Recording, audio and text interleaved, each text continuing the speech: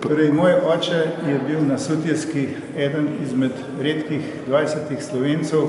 To je bil na Sutjeski, to je bil v celoti, je bil 1 promil vojakov slovenskih, če jih je bilo okoli 22 000 partizanov.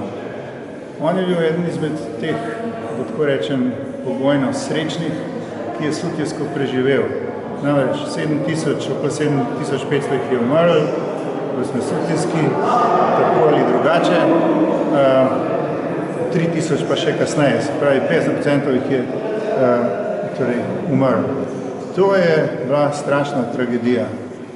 Strašna tragedija na eni strani, po drugi strani pa tudi zmaga upora, ker jaz gledam na NOB in na to ključno točko preobrata v NOB kot na upor.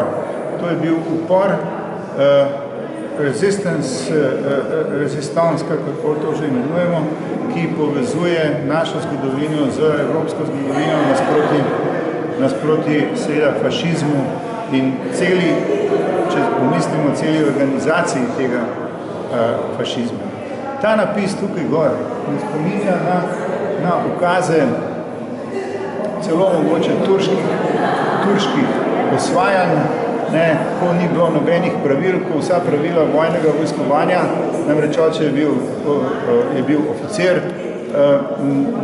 in se je odločil iz čistih upornih motivov, da je šel v partizane.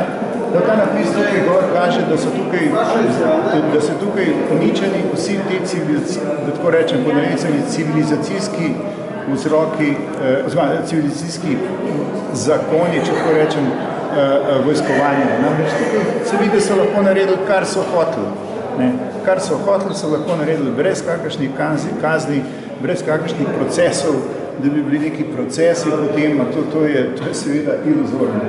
In potem, ko pomisliš, kaj so mogli v teh pogojih tukaj, če se sprehodeš po teh krajih, kaj so oni jedli so kose, če čisto tako pragmatično znamo, jedli so kose konj, pa še te kose crkvenih konj so mogli v manjši meri.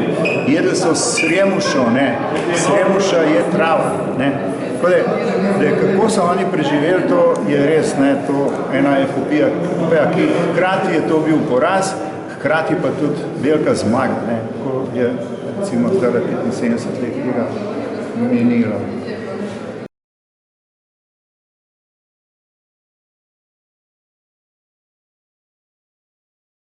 Oče je bil Milan Lah, on je bil v 7. krajiški brigadi, bil načelnik štaba, se pravi, da je bil kot nek strateg, on je bil izobražen oficer, končal je Višjo vojno akademijo v Beogradu, bil je izobražen v vojskovanju, tega kadra je primanjkovalo, takrat jaz sem pa pač sin, sem pa moje ime pa Marko Lah, in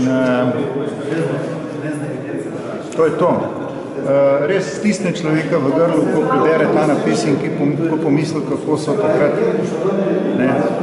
pač trpeli oziroma preživljali.